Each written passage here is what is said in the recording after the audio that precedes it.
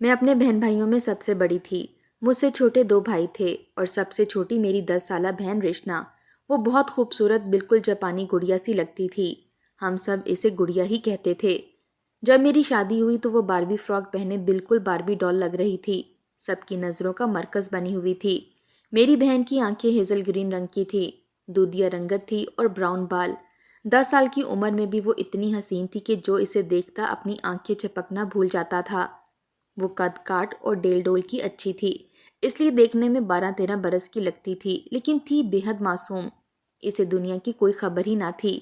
ہم سب بہن بھائیوں کی لاڈلی تھی۔ ہم نے اسے اپنے ہاتھ کا چھالا بنا کر رکھا ہوا تھا۔ لیکن میری شادی کیا ہوئی، میری چھوٹی بہن پر آزمائشوں کا سلسلہ شروع ہو چکا تھا۔ میری شادی کو چند ماہ ہی گزرے تھے کہ ایک دن مجھے امی کا فون آیا۔ کہنے لگیں رشنا ابھی تک اسکول سے واپس نہیں آئی۔ اس وقت شام ہو چکی تھی۔ یہ خبر سنتے ہی میں بے حد پریشان ہو گئی تھی۔ ایسا تو پہلے کبھی نہیں ہوا تھا۔ رشنا گھر کے قریبی اسکول میں ہی پڑھتی تھی، کہاں جا سکتی تھی؟ میرا دل بے چین سا ہونے لگا تھا۔ میری والدہ روئے جا رہی تھیں۔ میں بے حد پریشان سی ہو گئی تھی۔ میرے سسرال میں شوہر کے علاوہ ایک دیور ہی تھا جو ابھی کالج سے واپس آیا تھا۔ میں نے اپنی ساس کو اپنی پریشانی بتائی تو انہوں نے بھی مجھے والدہ کے پاس جانے کی اجازت دے دی۔ میں اپنے دیور کے ساتھ ہی رکشے میں میکے پہنچی تھی۔ میری والدہ کا رو رو کر برا حال تھا۔ مغرب کا اندھیرا چھا چکا تھا۔ اب تو بات محلے میں بھی پھیل چکی تھی۔ بہت سی محلے دار خواتین ہمارے گھر موجود تھیں۔ جتنے منہ اتنی باتیں تھیں۔ کوئی کہہ رہی تھی کہ اغوا ہو گئی ہوگی اور کوئی کہنے لگی آج کل کم عمری میں بھی لڑکیاں محبت کے جال میں پھنس کر گھر سے بھاگ جاتی ہیں، پھر نکاح نامے کے ساتھ ہی گھر آتی ہیں۔ امی پہلے سے روئے جا رہی تھیں۔ میرے والد اور دونوں بھائی رشنا کو ڈھونڈنے گئے ہوئے تھے۔ ہمارے گھر پر تو گویا قیامت ہی ٹوٹ پڑی تھی۔ میرے اپنے آنسو نہیں رک رہے تھے۔ میں دل ہی دل میں رشنا کے واپس لوٹ آنے کی دعائیں کر رہی تھی۔ رات کا اندھیرا مکمل چھا چکا تھا۔ پڑوسن بھی گھر واپس لوٹ چکی تھیں۔ میرے والد اور بھائی بھی تھک ہار کر واپس آ چکے تھے، گردن جھکائے بیٹھے تھے۔ میں نے کہا کہ ہمیں پولیس سے مدد لینی چاہیے۔ میری بات پر بھائی کہنے لگا کہ ہم پولیس پر گئے تھے۔ ان کا کہنا ہے کہ اکثر لڑکیاں خود گھروں سے بھاگ جاتی ہیں، نکاح کر لیتی ہیں اور دوڑیں ہم پولیس والوں کی لگ جاتی ہیں۔ میں نے کہا کہ وہ پولیس والا کیا پاگل ہے؟ رشنا تو ابھی صرف 10-11 سال کی ہے۔ میری بات سن کر میرا دوسرا بھائی غصے سے کہنے لگا آج کل عمر کی قید نہیں ہوتی۔ ہم نے خود اسکول کی فوٹیج کیمرے میں دیکھا ہے کہ اسکول سے کچھ دور فاصلے پر ایک بائک کھڑی تھی۔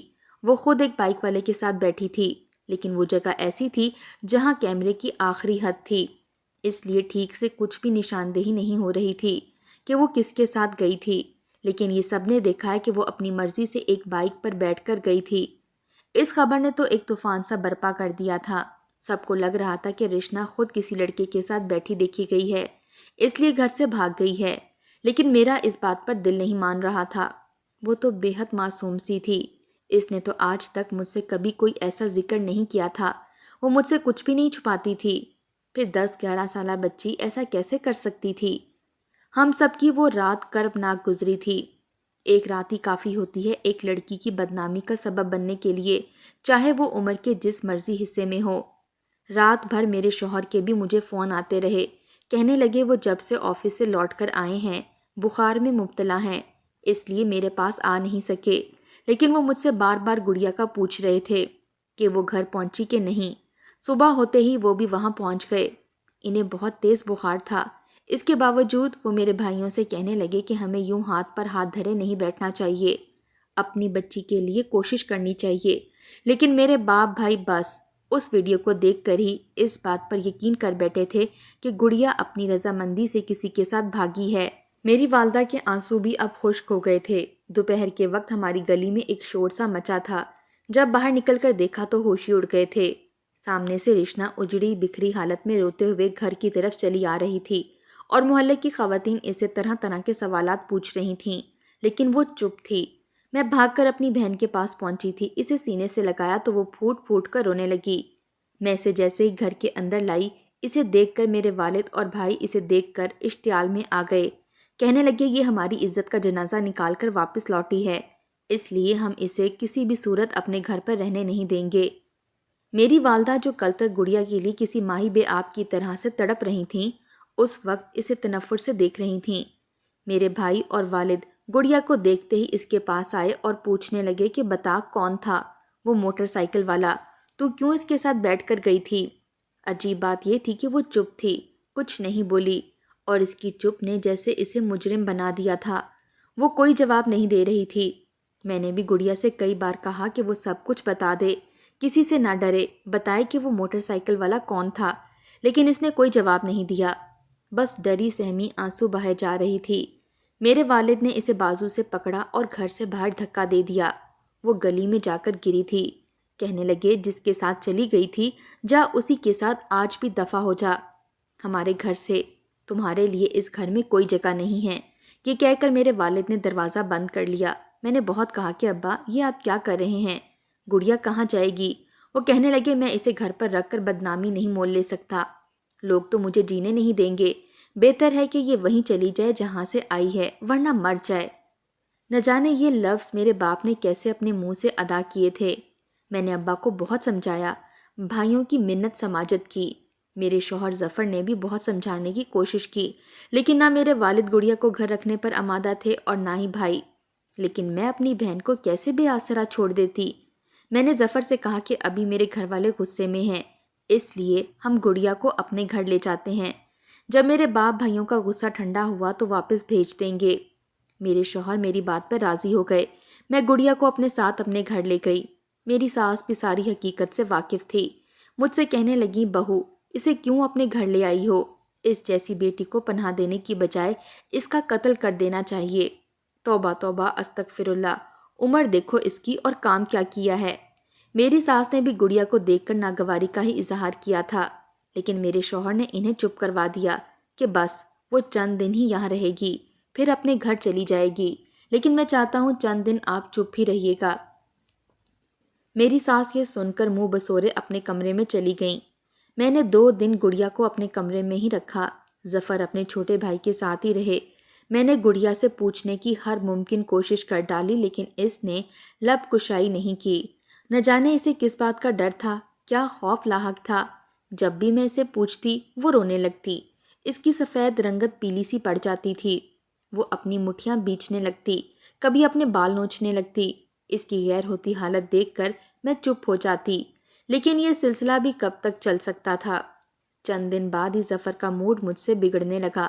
وہ صاف لفظوں سے تو نہ کہتے، لیکن ظاہر ہے ہماری نئی نئی شادی تھی، کب تک وہ اس بات کو برداشت کرتے؟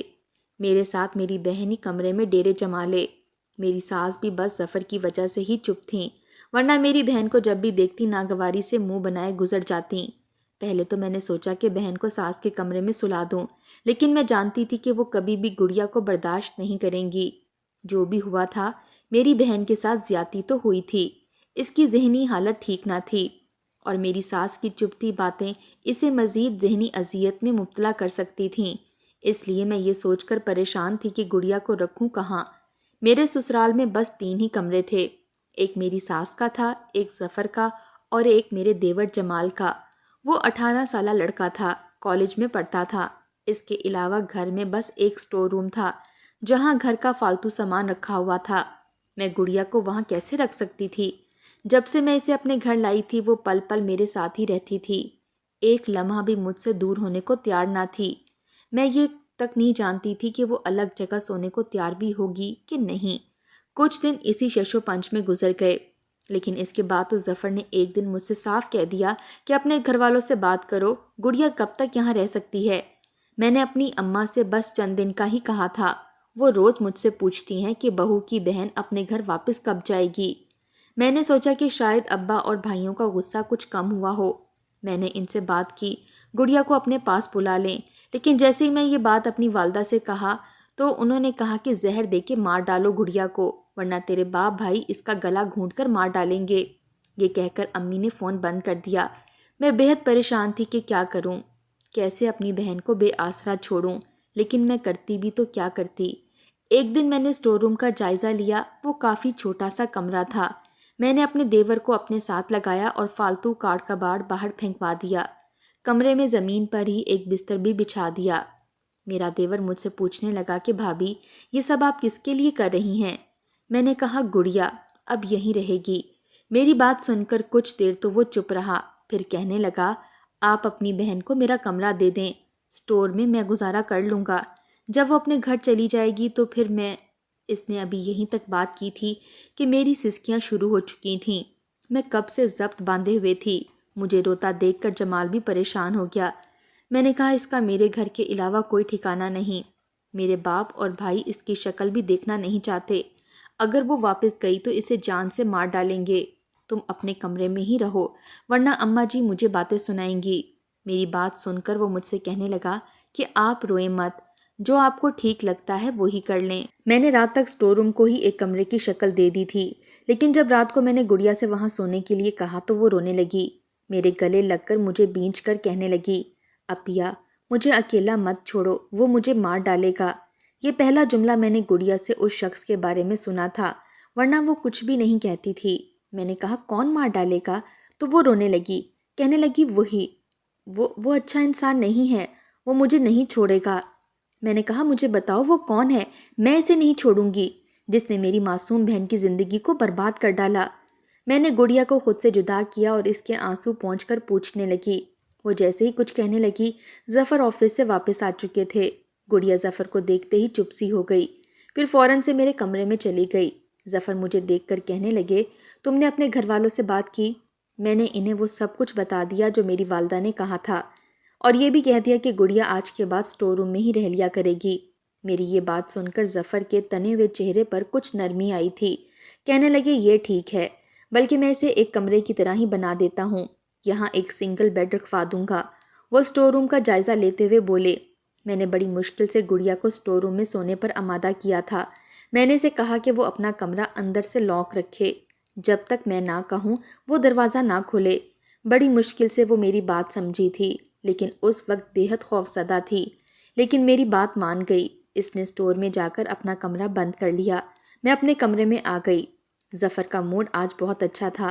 مجھ سے کہنے لگے وہ کچھ ہی دن میں اسٹور کو کمرے کی طرح سے سیٹ کروا دیں گے۔ پھر یہی ہوا تھا، اسٹور کو ایک کمرے کی شکل دے دی گئی تھی۔ گڑیا وہیں رہنے لگی تھی، لیکن رہتی چپ چپ سی تھی۔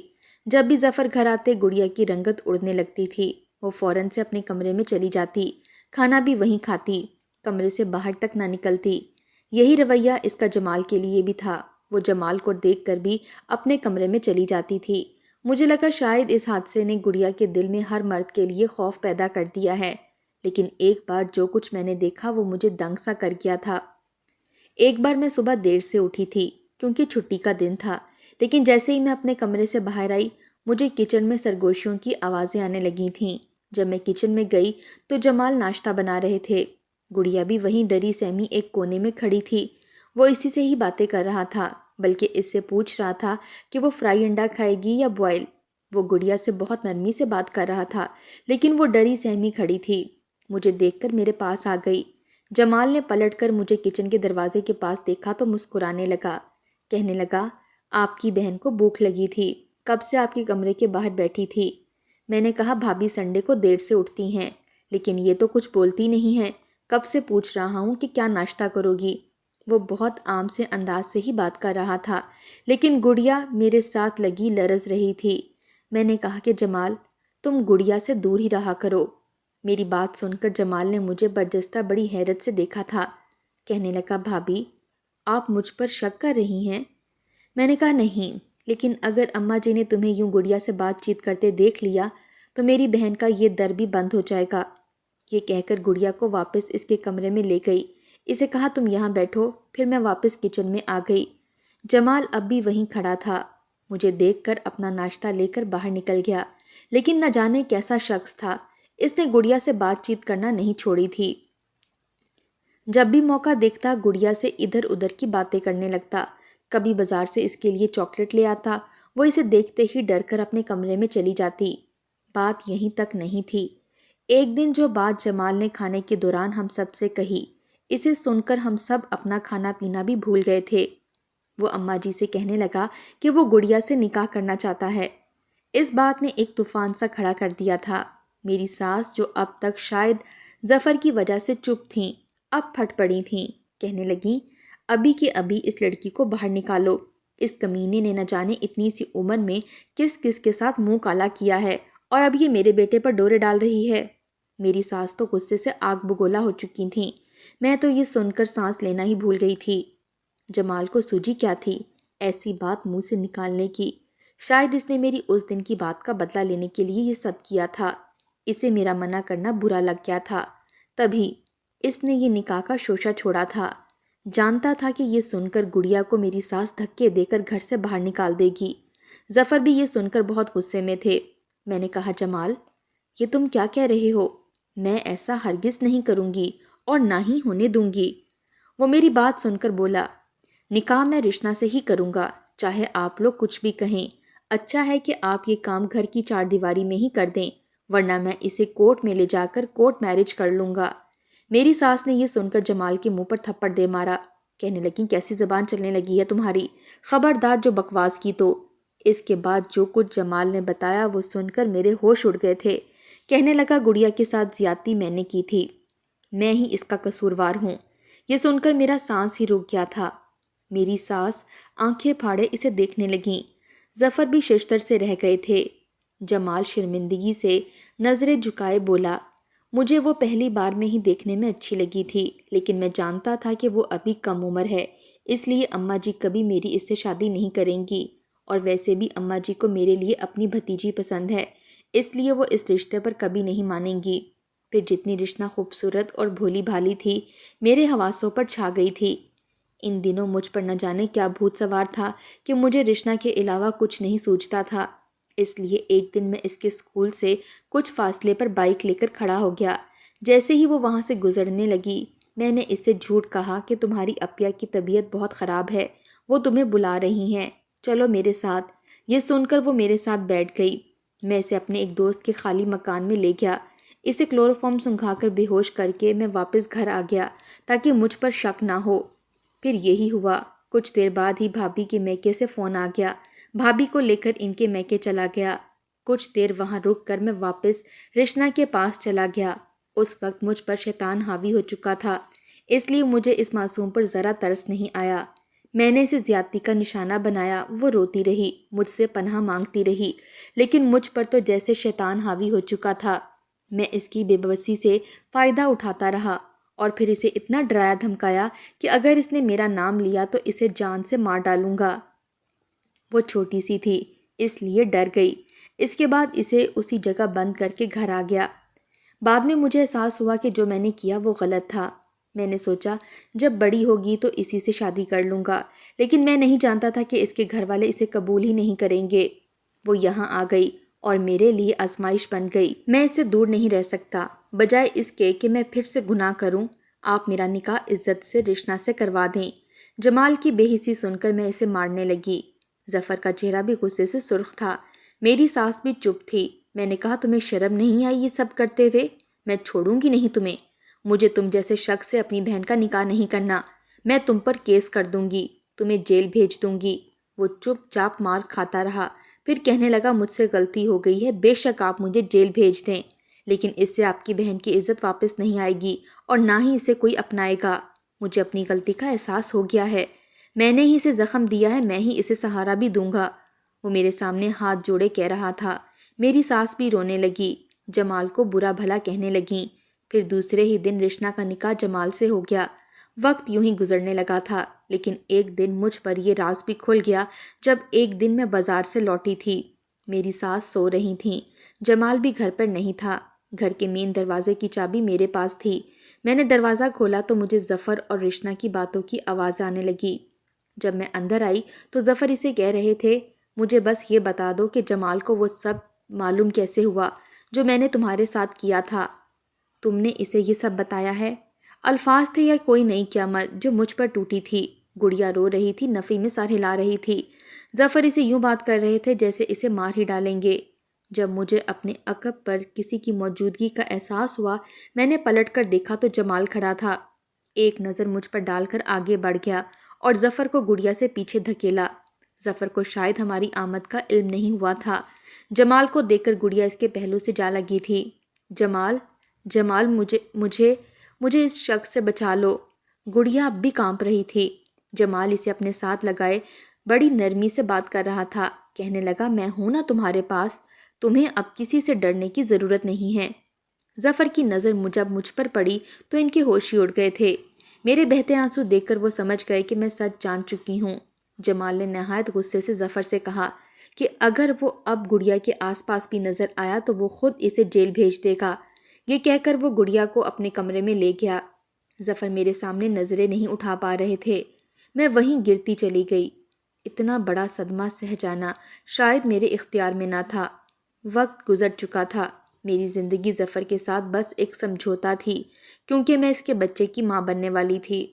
وہ مجھ سے بہت بار اپنی غلطی کی معافی مانگ چکا تھا، لیکن اسے معاف کرنا میرے اختیار میں نہیں تھا۔ جمال نے تعلیم کے ساتھ ساتھ چھوٹی موٹی نوکری بھی کر لی تھی۔ مجھ سے کہنے لگا، بھابھی میں بہت جلد رشنا کو لے کر الگ ہو جاؤں گا۔ میں اس کے ظرف کو جتنا سلام پیش کرتی کم تھا۔ میں یہ سوچتی ہوں کہ جہاں ظفر جیسے کمینے لوگ ہوتے ہیں وہیں جمال جیسے اعلیٰ ظرف بھی ہوتے ہیں۔ نہ جانے میں نے ٹھیک کیا یا غلط۔